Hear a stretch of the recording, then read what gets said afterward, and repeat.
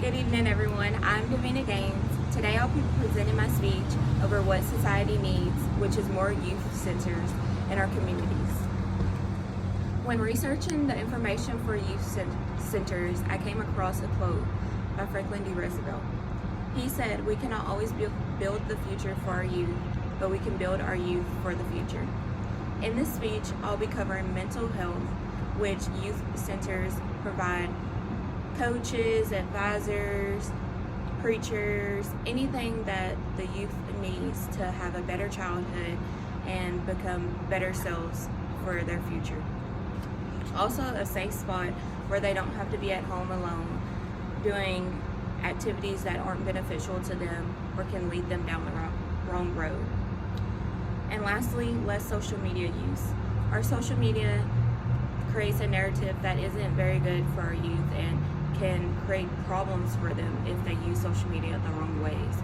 Having youth centers in our communities can cause kids to become young athletes, become young versions of themselves that they're going to be in the future, and help their parents know that they're in a safe spot each and every single day.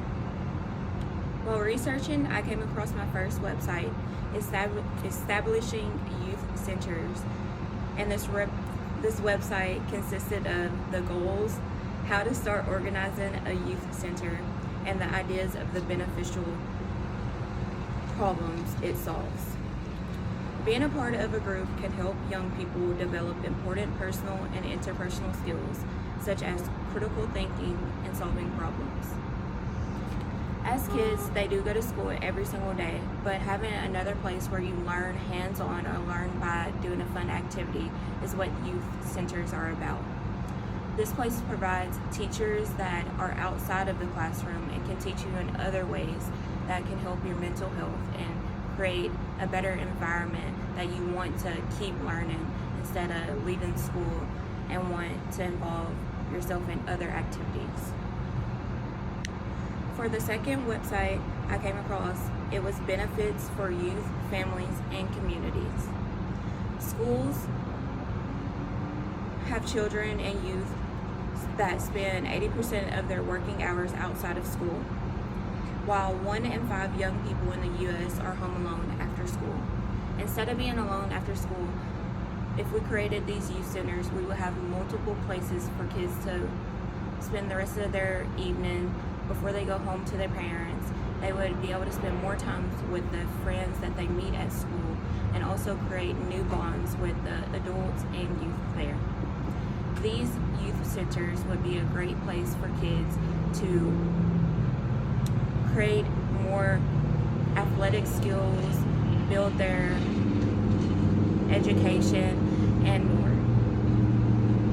Finally, the last website I came across is Keep Youth Out of Adult Courts, Jails, and Prisons.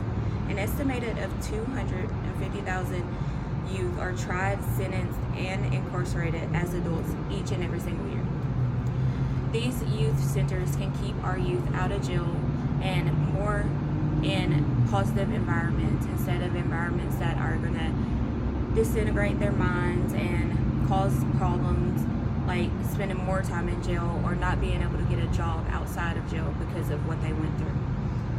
If we had more youth centers in our communities, we would be able to know that our children are in safe spots and know that they are protected by the adults and other youth that are in these buildings. By going to all 3 of these websites, we can learn how to start our own organizations in these communities. We can learn how many of our youth are spending time home alone, and we can also learn about adult courts and jails that incarcerate our youth. As I said, we cannot always build the future for our youth, but we can build our youth for the future. These youth centers are very important and we lack a lot of them. If we all came together to create these youth centers, we would have more environments that are positive and more environments besides schools that our children would like to go to. Thank you so much for watching this speech. I hope you are with me and we can create more youth centers. And I got you.